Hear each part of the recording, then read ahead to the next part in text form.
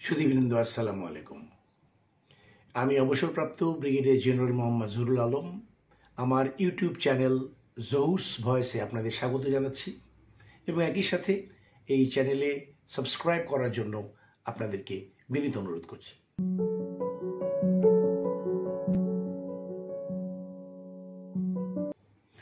ক্ষমতায় থাকবেন doctor Yunus, BNP কি বলছে? কেমন করে ক্ষমতায় থাকবেন ডক্টর ইউনূস? জাতীয় নাগরিক পার্টির বা এনসিপির নেতা সার্জিস আলম বোধ করি সর্বপ্রথম বলেছিলেন যে ডক্টর ইউনূস ক্ষমতায় থাকুক ৫ বছর। সেটাকে উদ্ধৃত করে গত ২৯ মার্চ দ্য ডেইলি স্টার লিখেছিলেন, we want to see chief adviser professor Muhammad Yunus in power for 5 years। এরপর শুরু হয় তোলপাড়, রাজনৈতিক নেতৃবৃন্দের বক্তব্য, টক শো, ইউটিউবে বক্তাদের কথার জন্য ফুলঝুরি চলতে থাকে। এরই মধ্যে সার্জিস আলম তার ফেসবুক পেজে আবার একটি পোস্ট দেন। তিনি লিখেন, প্রফেসর ডক্টর ইউনূসের মতো একজন স্টেটসম্যানকে ৫ বছরের জন্য বাংলাদেশের একটি নির্বাচিত সরকারের প্রধানমন্ত্রী হিসেবে পাওয়ার আকাঙ্ক্ষা আমার আজীবন থাকবে। যা ডেইলি অবজারভার গত ৬ এপ্রিল ২০২৫ তারিখে শিরোনাম করে, Sarjis wants to see doctor Yunus as prime minister for next 5 years। আলোচনার গতি এতে আরও বেড়ে যায়। বিভিন্ন মিডিয়া সরব হয়ে ওঠে। ফেসবুক, হোয়াটসঅ্যাপের গ্রুপগুলো আলোচনার ঝড় তোলে। কোনো কোনো মিডিয়া এবং ব্যক্তিরা সদ্যোগে ক্যামেরা নিয়ে মাঠে নেমে যায়।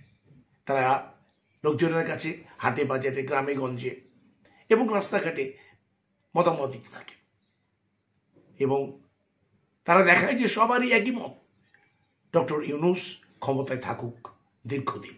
তাদের যুক্তি, সরকার দায়িত্ব নেওয়ার পর পোর্টে কন্টেনার হ্যান্ডেলিং বেড়েছে ৭%, রপ্তানি বেড়েছে 13%, ১৫ টাকার ডিম এখন ৮ টাকায় পাওয়া যাচ্ছে।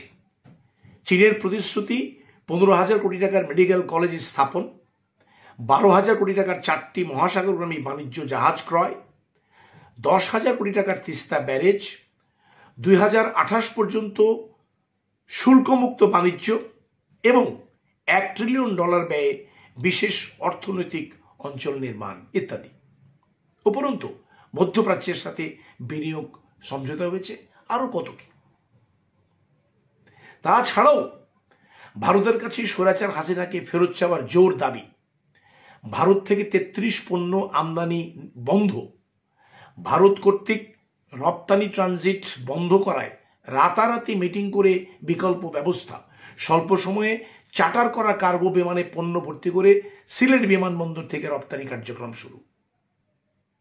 সর্বোপরি সীমান্ত এলাকায় সম্প্রতি বিজিবি সদস্যের পা জড়িয়ে ধরে ভারতের বিএসএফ সদস্যের আকুতি ফিরিয়ে দিয়েছে হারিয়ে যাওয়া বাংলাদেশকে এবং দেশের ১৮ কোটি মানুষ ভারতের যে কোনো আগ্রাসন প্রতিহত করার অদম্য সাহস পেয়েছে। এই সবই সম্ভব হয়েছে ডক্টর ইউনূসের সাহসী পদক্ষেপ ও বরিষ্ঠ নেতৃত্বের বদৌলতে। ডক্টর ইউনূসের আগে এত দেশপ্রেম, সততা, নিষ্ঠা ও দক্ষতা নিয়ে একজনই কেবল বাংলাদেশি সরকার পরিচালনা করেছিলেন, তিনি জিয়াউর রহমান। ডক্টর ইউনূসের কাছে ক্ষমতা মুখ্য নয়। তিনি বারবার বলছেন ডিসেম্বর ২০২৫ বা জুন ২০২৬-২৬ পর তাকে আর বেঁধে রাখা যাবে না। বাংলাদেশের ইতিহাসে এই প্রথম কেউ একজন ক্ষমতা ছেড়ে দিতে চাইছে আর দেশের মানুষ ভাবছে, ইস, লোকটাকে যদি আর কিছুদিন ধরে রাখতে পারতাম। কদিন পূর্বে এক আলোচনায় ডক্টর মাহমুদুর রহমান বলেছেন, ভারতের হুমকি মোকাবেলায় একমাত্র ভরসা ডক্টর ইউনূস। এনসিপি চাইছে ডক্টর ইউনূস ক্ষমতায় ৫ বছর থাকুক। দেশের জনগণ অলমোস্ট একই মতামত প্রদান করছে। তাহলে আমার বিশ্বাস দেশের রাজনৈতিক দলগুলো মানুষের আকাঙ্ক্ষা পূরণে নিশ্চয়ই একটি সমাধান খুঁজে বের করবে।